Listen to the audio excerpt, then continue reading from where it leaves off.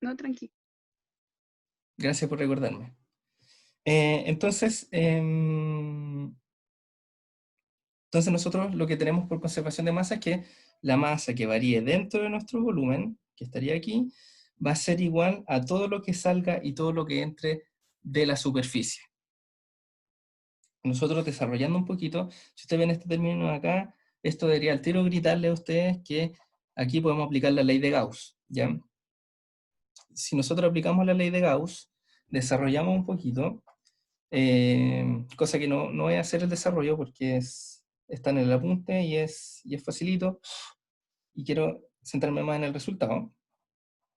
Nosotros vamos a tener que la derivada material de ρ más ρ gradiente de B es igual a 0. Si ustedes despejan, ocupan la ley de Gauss, ocupan unas definiciones de cálculo, de cálculo en varias variables, van a llegar a esto. Ahora, si nosotros consideramos que el ρ es constante, y esto significa, ¿qué significa que ρ sea constante? Significa que no cambia nunca la densidad, ¿cierto? La densidad, y esto significa que estamos con un fluido incompresible.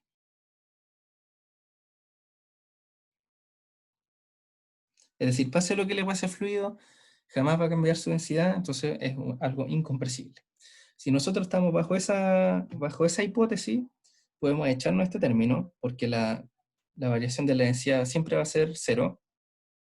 Podemos dividir por ρ y nos va a quedar que gradiente de B es 0. Esta es la ley de continuidad, la voy a escribir en cartesiana.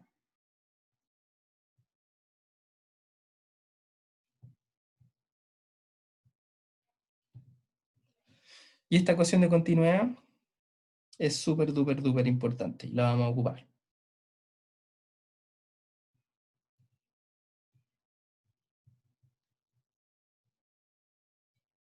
Ya entonces con eso yo diría que están listos los preámbulos para entender un poquito mejor la ley de las ecuaciones de Navier-Stokes, que se avance mucho, para un fluido incompresible, ¿ya? Hay muchas formas de escribir la ecuación de Navier-Stokes, dependiendo de los casos en los que uno se ponga. Nosotros vamos a trabajar para un fluido viscoso e incompresible.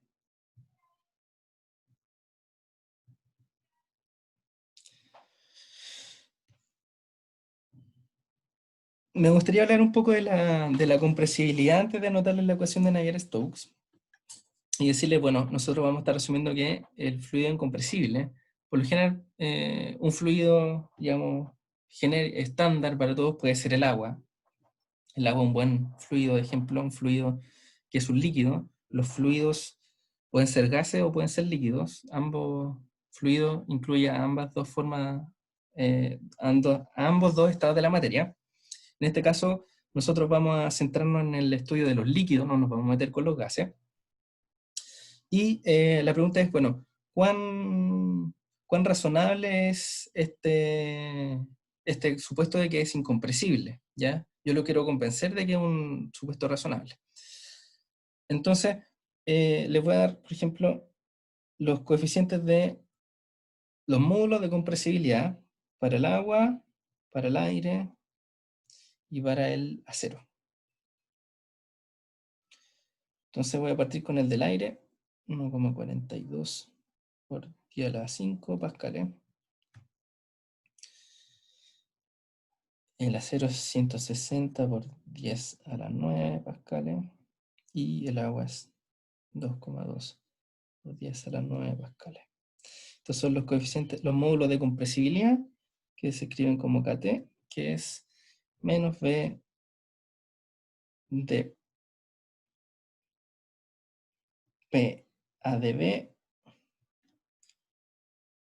bajo cierta temperatura constante. Entonces, ¿cuánto varía el volumen dependiendo de la presión a cierta temperatura constante? Y estos son los coeficientes para los distintos materiales. Como pueden ver, el aire es súper compresible. Si ustedes pueden agarrar una jeringa, taparle el hoyo y apretar la jeringa, y ustedes con sus dedos pueden comprimir el aire, una cantidad grande, digamos, pueden comprimirlo a una cantidad apreciable, pero en el caso del agua, fíjense que es 4 órdenes de magnitud más grande su coeficiente, y por lo tanto es mucho, mucho, mucho menos compresible. Y se parece más al acero que al aire, ¿ya? Y el acero creo que ustedes pueden considerar que es incompresible también. En términos razonables, digamos, por ejemplo, presiones a las que nosotros vamos a estar sometiendo al agua, varía menos de un 1% su densidad. Así que, y bueno, se reemplazan este valor acá y empiezan a haber variaciones de presión y todo, les va a dar también que la variación del volumen, dado algunas presiones, que se puede relacionar con la variación de la densidad dada cierta presión, va a ser muy chiquitita y por lo tanto eh, todos los dolores de cabeza que nos ahorra suponer un fluido incompresible se justifican súper bien. Y nos va a ayudar mucho para escribir la ecuación de Navier-Stokes para un fluido incompresible, que es mucho menos complicada que para la de un flujo compresible. Si fuese un flujo compresible, tendríamos que agregar todo el tensor de esfuerzo y ver cómo, cómo se forman las distintas direcciones, y eso es complicadito. Entonces, Navier-Stokes, ahora sí,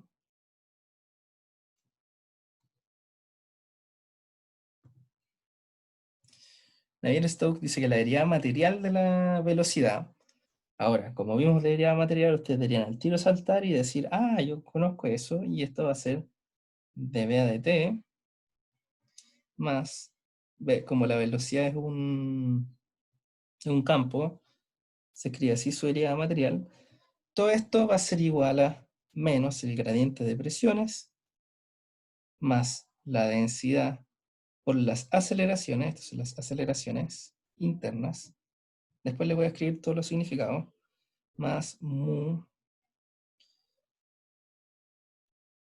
por el laplaciano de la velocidad. Entonces, V es la velocidad, ¿cierto? Rho es la densidad, F son las aceleraciones internas,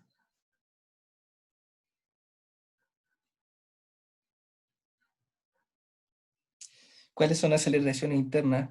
La gravedad es una aceleración interna, las aceleraciones inerciales, las aceleraciones por electrostáticas son aceleraciones internas. Este de aquí es la presión, ¿cierto? Gradiente de presiones.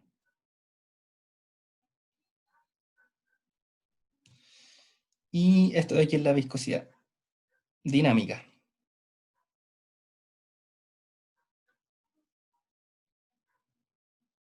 Porque hay dos viscosidades, está la dinámica y la cinemática. Ya, esta es la dinámica. La cinemática es así. Tiene esa letrita que ahora no me recuerdo el nombre. Creo que se llama nuesa. No, no se llama así. No es otra. Y esta es la viscosidad cinemática, por si acaso. Entonces, la diferencia entre la dinámica y la cinemática es solo la densidad, así que es un factor, así que son casi lo mismo. O sea, conceptualmente son lo mismo. Entonces, las voy a anotar en cartesiana, porque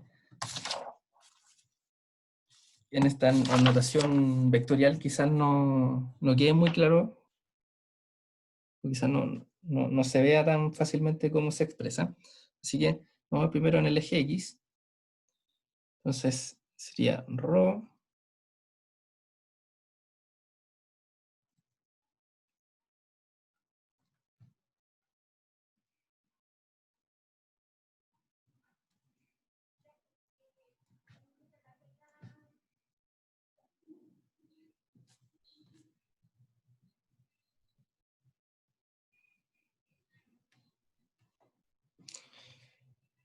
Y aquí no me cabe el cierre paréntesis, pero ahí va un cierre paréntesis. Esto va a ser igual a mu.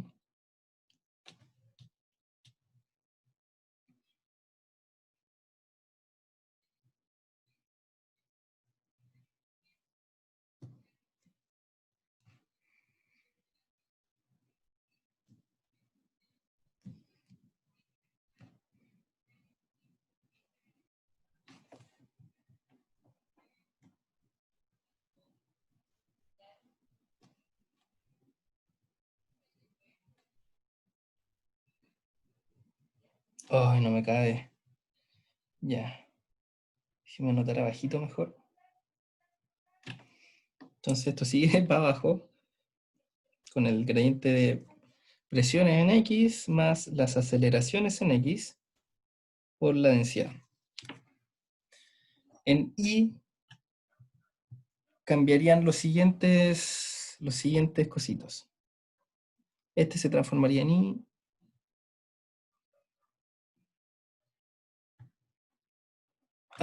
Sí, este se transformaría en Y, este se transformaría en Y, este se transformaría en Y, este se transformaría en Y, este se transformaría en Y, este se transformaría en Y.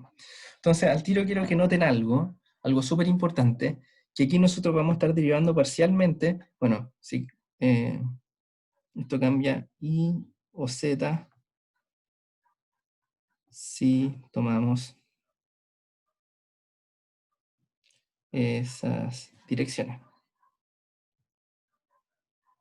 Y entonces, anoté para el eje X, recuerden que esto es vectorial, así que va a tener, se puede descomponer en el eje X, eje Y, eje Z, y lo que le encerré con círculo se transformarían en Y o en Z si es que eligiéramos hacerlo con respecto a ese eje. Este también cambiaría. A ver, voy a revisar bien, por si no me equivoqué, a ver si los puse todas. A ver, esta de aquí está bien, esta de aquí está bien, estas dos están bien, esas no cambian. Esta, está bien que cambie. Ya, sí, ahí estoy seguro que está bien. Y también tenemos la ecuación de continuidad.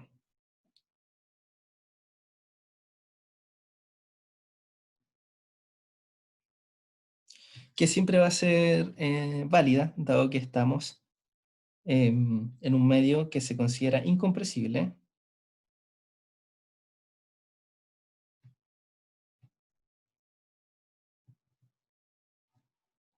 Entonces, de nuevo, el comentario que no les alcancé a terminar es que vamos a tener velocidades en varios ejes, en los tres ejes, y vamos a tener derivadas parciales de esas tres velocidades en los tres ejes. Entonces nosotros vamos a tener una velocidad en z, y en alguna de las ecuaciones de Navier-Stokes vamos a terminar evaluando la derivada de la velocidad en z con respecto a x, con respecto a y, con respecto a z. Así que hay que tener ojo con eso. La velocidad en x va a variar en y, por ejemplo, en algún caso, y su derivada, la derivada de la velocidad en x con respecto a y puede tener cierto valor, con respecto a z puede tener cierto otro valor, y con respecto a x puede tener cierto otro valor. Entonces eso puede confundirlo un poco, así que se lo remarco para que lo tengan en cuenta. Ahora nosotros vamos a ver un ejemplo. Bueno, no sé si hay dudas con el desarrollo, si algo no se entiende, me avisan.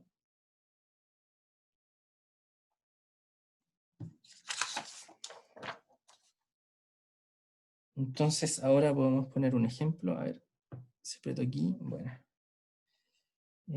Ejemplo.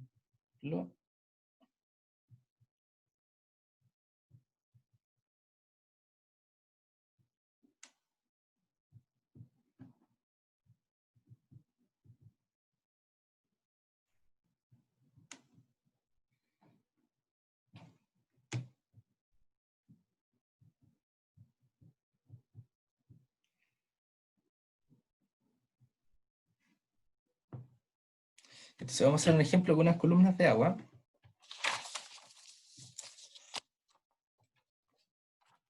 Y vamos a resolver el siguiente problema. Vamos a tener un tubo como con forma de U más o menos.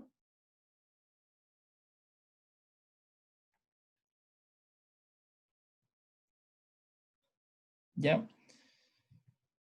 Y vamos a tener que aquí tenemos un nivel H1. Voy a ponerle H2 a este y este H1 para tenerlo con la misma convención que la tengo en la pauta. Y este va a ser un nivel H1. Estos niveles H1 y H2 son constantes.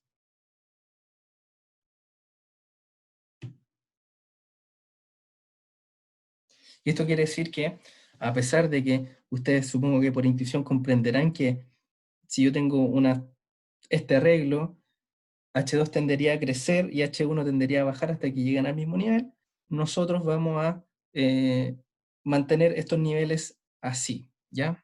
Vamos a sacar agua desde aquí, digamos, y vamos a ir metiendo agua desde acá, cosa de que los niveles se mantengan fijos en el tiempo. Como se mantienen fijos en el tiempo, nosotros podemos decir que estamos en un régimen permanente.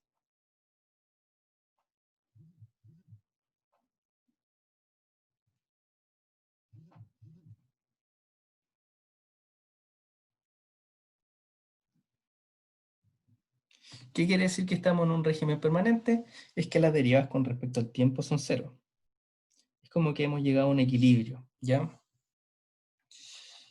Y bueno, también vamos a considerar, obviamente, que el flujo es incompresible. Entonces, a ver si lo puedo dejar aquí. Queremos ver la duda que nos surge. Me faltó anotar una variable aquí. Esto es H y esto es L.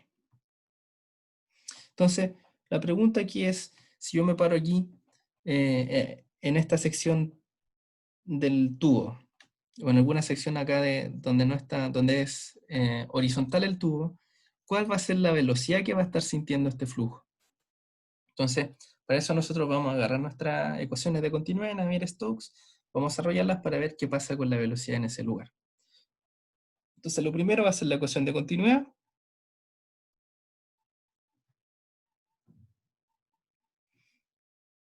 Entonces, voy a anotar Vx como U, Bi como V y Vz como W, por si acaso una convención que voy a ocupar.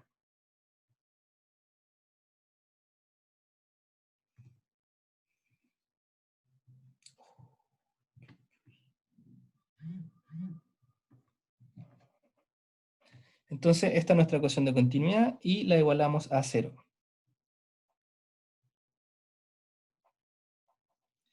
Me faltó poner los ejes, voy a decir que, para que estemos todos en con la misma convención, voy a decir que este es el eje X, y voy a decir que hacia arriba está el eje Y, y aquí entrando hacia la pizarra va a estar el eje Z, ¿ya? Como estamos en un problema bidimensional, al tiro nosotros no vamos a tener velocidad en Z, podemos verlo como que es cierta simetría, porque una forma de plantear este problema es imaginarse que se extiende infinitamente hacia atrás y hacia adelante de la pantalla este tubo en U, ¿ya? En ese caso, o en el caso que consideremos que esto es algo bidimensional, nosotros vamos a tener que la velocidad en Z derivada con respecto a Z va a ser cero, ¿ya? Por el tema de la simetría. La velocidad V, diría con respecto a I, va a ser cero porque en este rango de acá, bien alejado de la parte de los tubos que son de la parte horizontal de los tubos, vamos a considerar que la velocidad va solo en el eje X. Entonces, vamos a considerar que V es cero y por lo tanto la derivada de V con respecto a I en esa región, ojo que eso no va a ser válido para las regiones de más afuera, porque ahí se va a dar velocidad con respecto a I, pero en la región interior vamos a decir que la velocidad con respecto a I va a ser cero y por lo tanto su derivada también va a ser cero. Por lo tanto, de la ecuación de continuidad vamos a obtener que la derivada de la velocidad en I, o sea, perdón, la derivada de la velocidad en la dirección X con respecto a la dirección X va a ser cero.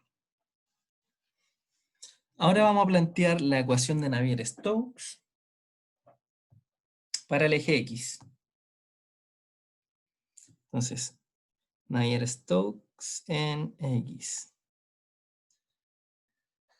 Se lo voy a anotar completa y vamos a ir discutiendo qué términos se nos van.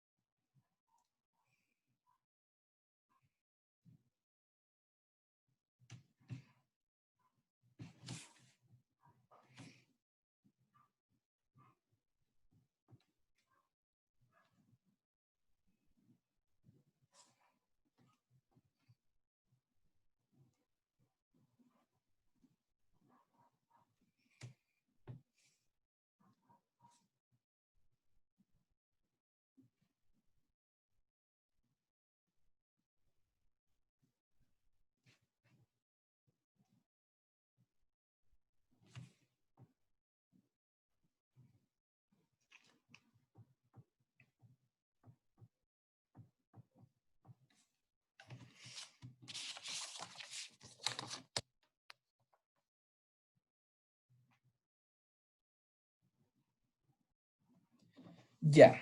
Entonces ahora que tenemos la ecuación de Navier-Stokes, vamos a ir eliminando términos. Entonces, como le había dicho, estamos en el caso permanente. Este sistema se le quita y se le agrega agua donde sea necesario para que se mantengan los niveles de agua. Entonces, por lo tanto, las derivadas con respecto al tiempo van a valer cero. El segundo término tiene un dUA de x. El dUA de x vale cero por la ecuación de continuidad, así que este término se va a cero por continuidad.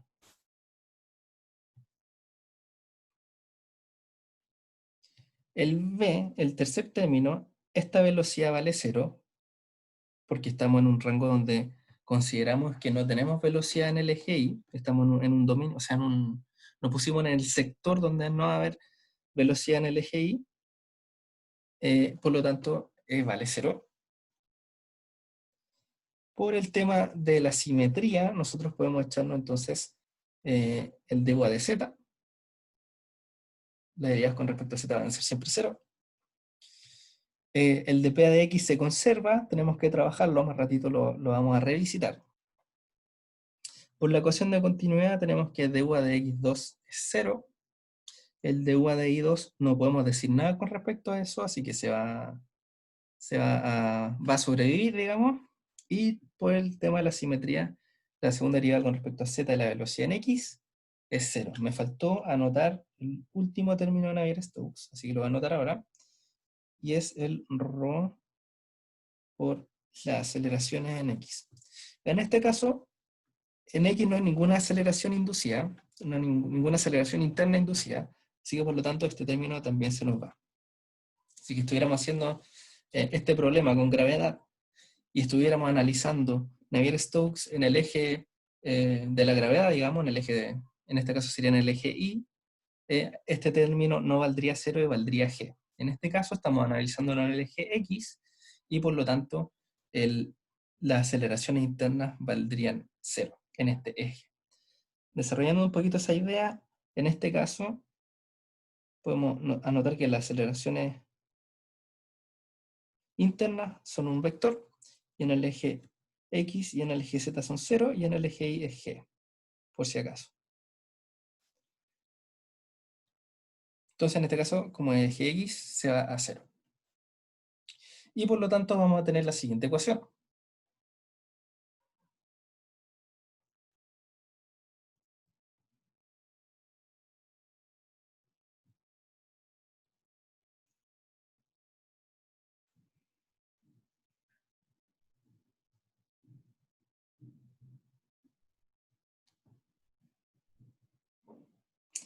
Y fíjense que nosotros ahora vamos a tener la variación de la velocidad en el eje X, U es la velocidad en X, y la velocidad en la dirección X va a variar con respecto al eje Y, ¿ya?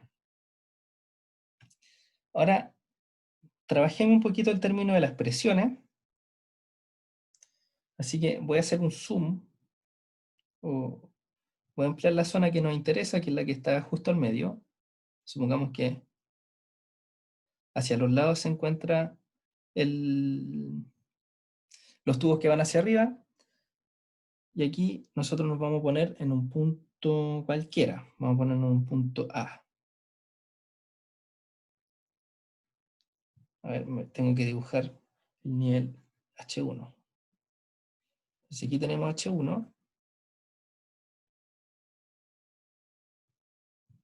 Nosotros nos vamos a ir desplazando en A. ¿Ya? Entonces este A se puede ir moviendo, digamos, dependiendo en qué parte del eje Y nos pongamos. Y A va a decirnos la posición que vamos a tener con respecto al H1, digamos. Cuán alejado vamos a estar de H1. Recordemos que esto vale H también. Por aquí va a haber un H2 más chiquitito. Más chiquitito. Ese no es chiquitito. Vamos a tener un H2 y la diferencia entre los dos va a ser un delta H, ¿cierto? Entre H2 y H1, que va a estar por aquí.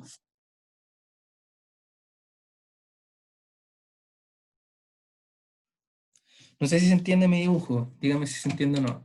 Lo estoy haciendo, creo que me quedó feito, pero No sé si cacha qué es A y qué es delta H y qué es todo eso. Por favor, si alguien me puede dar un feedback. Oye, el A era la instancia hacia arriba, H, La distancia desde H1 hasta el puntito negro, que va a ser el puntito en el que nos vamos a ir parando para ir resolviendo la ecuación. y el H amarillo ese es El hacia H abajo. amarillo es el espesor de la tubería en la parte horizontal. Ah, ya, ahí, sí, ahí caché. Ya, bueno, qué bueno. Entonces, si nosotros estamos, por ejemplo, en cualquier punto A, podemos ver que vamos a tener algo interesante que va a pasar con la presión. Entonces, por ejemplo, si el de la izquierda es el punto 1, el de la derecha es el punto 2, podemos anotar las presiones en cada uno de estos puntos. Entonces, la presión 1 es fácil, es ρ por G por la columna de agua que está sobre 1. Y en este caso va a ser A, ¿cierto? Por definición, elegimos ese A que eh, que nos es de utilidad. La presión en el punto 2, siempre la presión es ρ por G por, y en este caso vamos a tener A, pero le falta este pedacito de columna de agua, entonces se los vamos a quitar. Y así vamos a tener la presión en el punto 1 y en el punto 2, que lo da por el espesor de la columna de agua que está sobre cada uno de estos puntos. Entonces, para resolver el dPA de X, vamos a aproximarlo o vamos a reconocer que va a ser la variación de la presión con respecto al eje X en todo L. Entonces nos va a dar que si restan, bueno, es P2 menos P1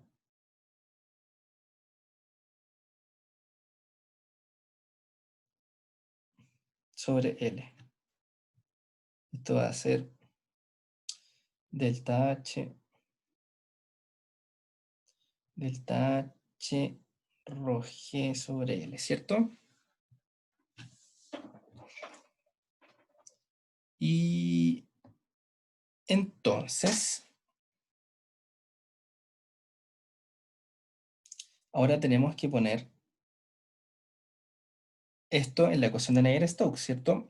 Entonces tenemos que mu por D 2U por D y 2 va a ser igual a dP de X. Y esto es igual a delta H por rho por G sobre L. Y ahora solo tenemos que integrar dos veces. Entonces, hagamos un paso más. D2 de 2i va a ser delta H rho G sobre mu por L. Y ahora si integramos dos veces, nos va a dar que la velocidad U va a ser delta H rho G por I sobre mu por L por una constante C1.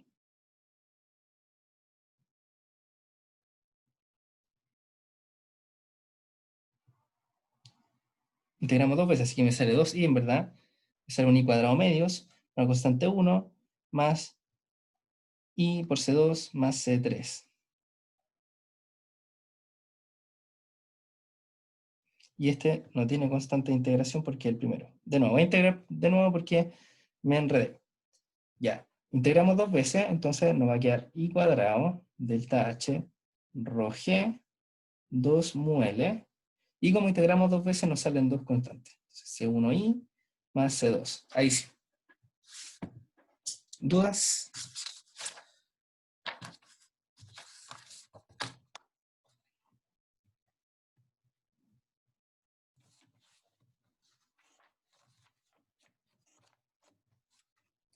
Ya. Entonces ahora que encontramos el perfil de velocidad,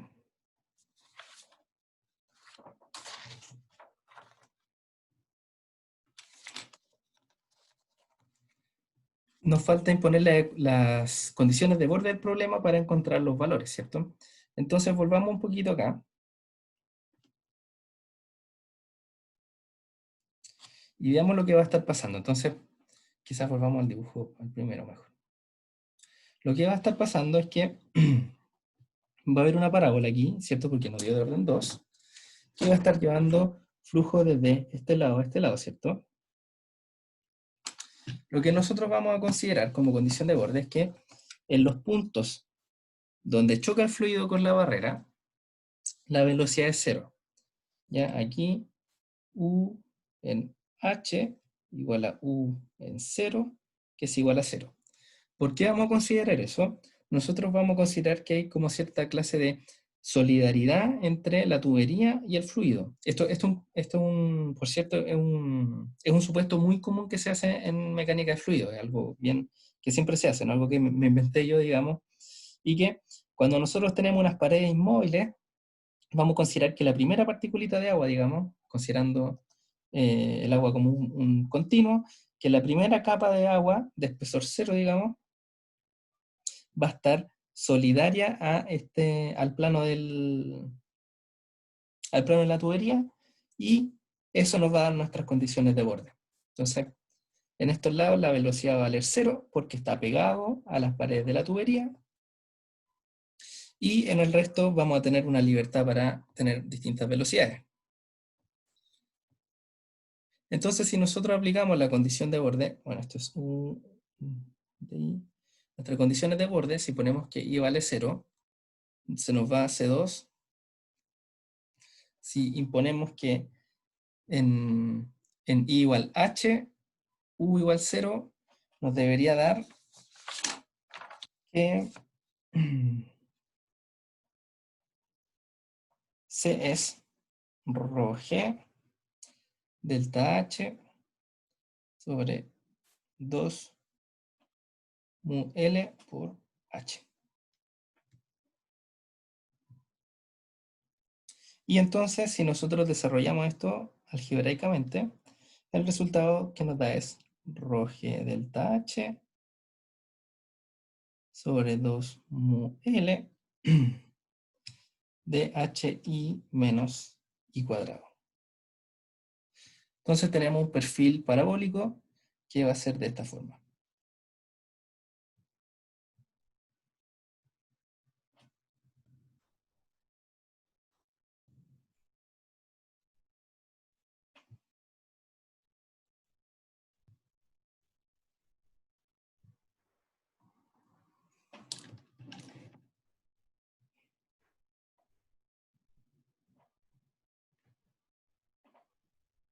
Y las velocidades entonces son así, considerando que es una parábola, que no parece mucho. Entonces ahora nosotros estamos en condiciones de ver otro ejemplo, y vamos a ver lo que se llama flujo de Couette.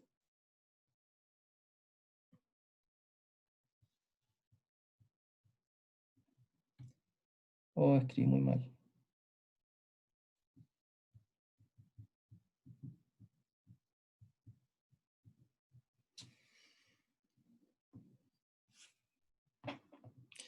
El flujo de Couette es uno de los varios flujos canónicos que existen. Los flujos canónicos son lo canónico son como lo ejemplar, digamos, los básicos, digamos. Este es uno de los tipos flujos básicos, digamos, como de los que uno siempre tiene que hacer cuando está aprendiendo mecánica de fluido. Así que vamos a revisarlo. Hay otros más, de hecho están en el apunte, y quizá la próxima semana los veamos, o algunos, o vamos a hacer problemas más difíciles. El flujo de Couette es súper parecido al problema que hicimos anterior. En el caso de los términos de las ecuaciones de Navier-Stokes, ¿qué vamos a ocupar y qué términos se nos van a ir? Es súper parecido, pero no es igual. Entonces nosotros vamos a considerar que tenemos aquí dos barreras. La barrera de abajo va a estar a una velocidad igual a 0, y la barrera de arriba, no puedo dibujar ahí, la barrera de arriba va a estar a una velocidad igual P0. Entonces vamos a tener un fluido acá entre medio. Este es un problema bidimensional. Y este fluido va a estar confinado por estas dos barreras y vamos a estudiar qué pasa dado que una barrera se está moviendo a cierta velocidad y la otra está estática. Entonces, nuestro sistema de referencia va a ser el siguiente. Vamos a poner el eje X para allá, el eje Y para allá. Y lo que primero vamos a plantear, y vamos a considerar que no hay gravedad.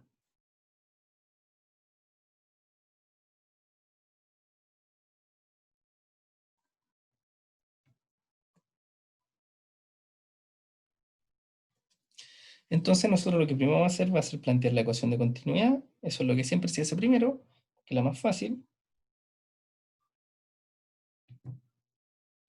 Y tenemos exactamente el mismo razonamiento que el ejercicio pasado. Entonces nosotros podemos decir que de Bx a de x es 0. ¿Por qué?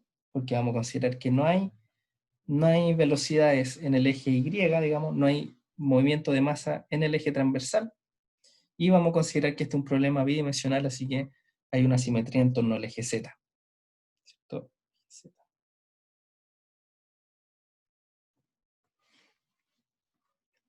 Entonces, ahora vamos a aplicar Navier-Stokes.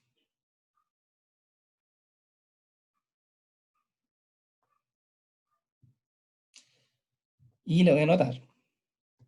Es que me va a demorar un poquito.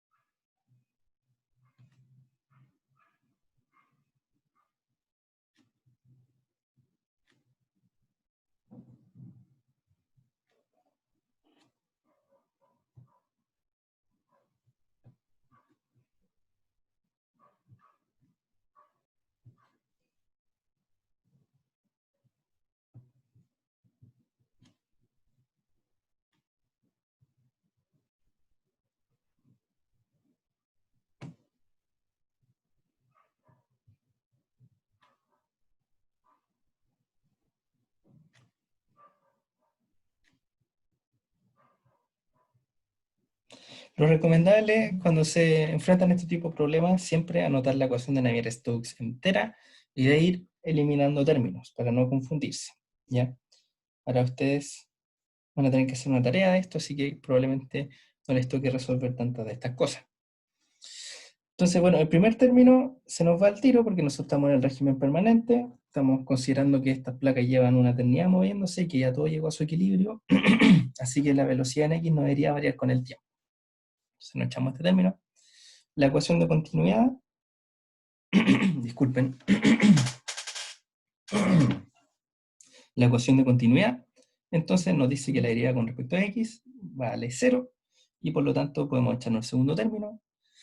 De nuevo, la velocidad en I va a valer 0, así que nos echamos este término, y por simetría nos podemos echar este término.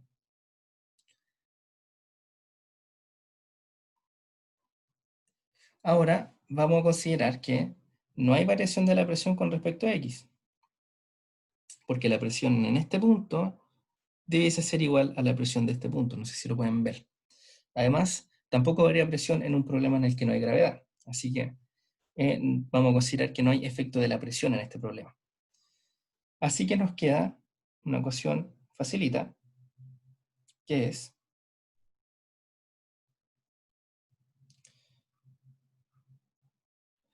cero igual mu por d de x a de x2.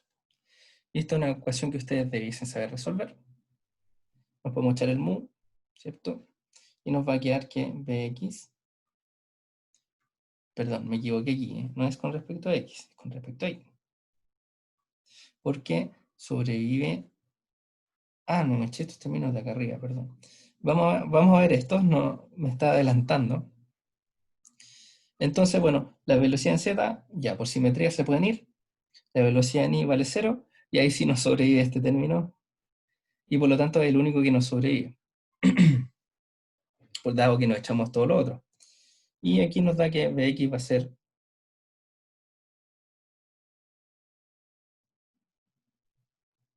tengo que integrar dos veces con respecto a y, entonces va a ser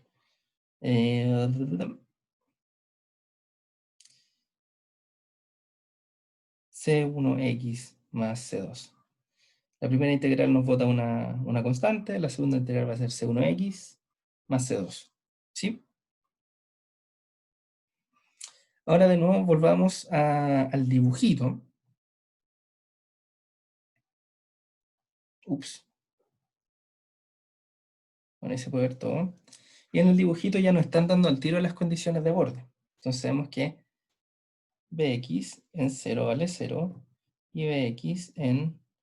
No le di valor a esta longitud. Pongámosle h. Como que esto mide h. Y Bx en... Voy a anotarlo más mejor. Bx en y igual 0 vale 0 y Bx en y igual h va a valer b sub 0. Si entonces reemplazamos estas condiciones de borde, debería darles que, me equivoqué aquí también, miren, fíjense, anoté, aquí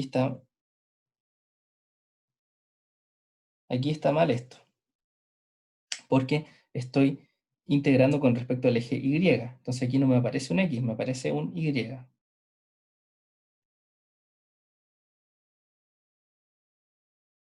Ahí sí.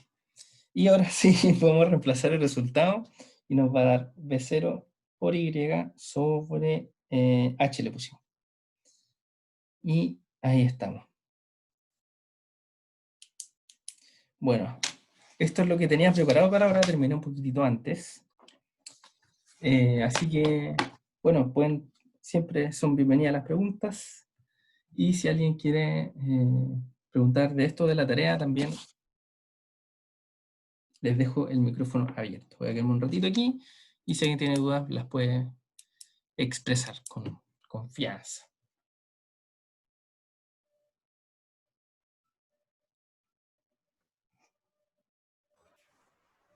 Oye, Bruno, Oye, dale, ¿no? ¿de dónde salió la segunda derivada de y? O sea, la segunda derivada de la velocidad en x respecto a y. Si en la ecuación que está arriba es como la segunda derivada de x. Toda la razón, déjame revisar por qué hice esa brutalidad. Porque obvio que me equivoqué en algo. Ah, ya, sí. Aquí, vean, las ecuaciones en Navier-Stokes son difíciles porque uno siempre se equivoca en estas cosas. Entonces aquí yo la anoté mal. Aquí va un I y aquí va un Z. Puedes revisar si la anoté bien arriba. Yo creo que la anoté bien arriba. Pero si que me dejará revisar si la anoté bien, sería genial. Oh. Bueno, no puedo volver a la materia pasada, no sé por qué. Ah, ¿se ve ahí? Ahí sí.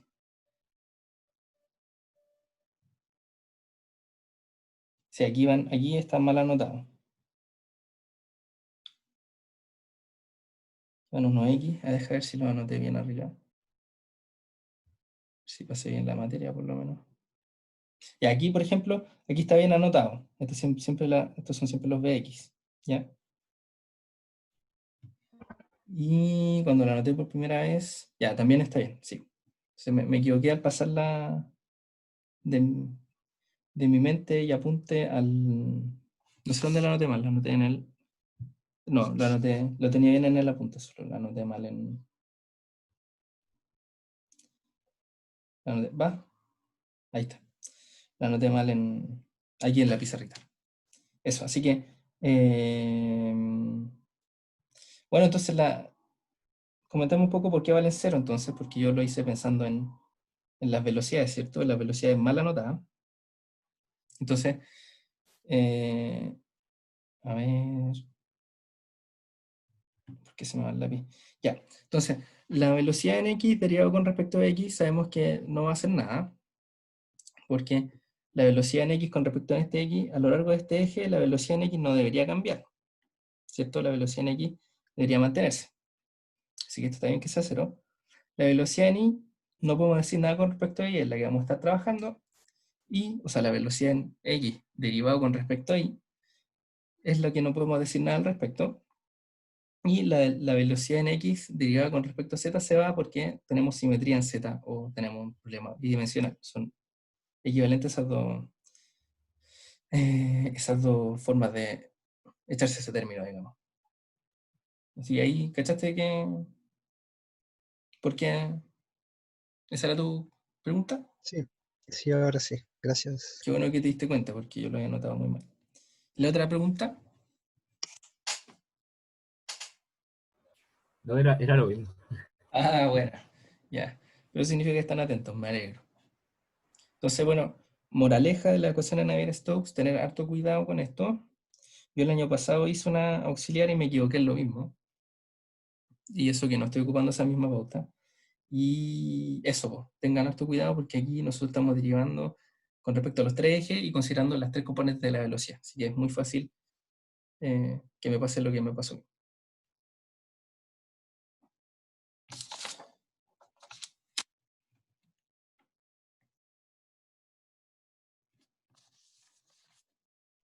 ¿Avanzado? ¿Alguien ha hecho algo?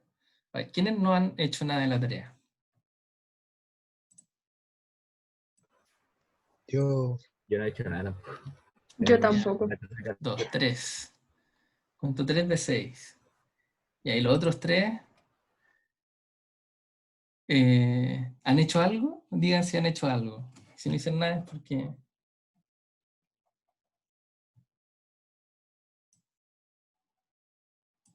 Ya.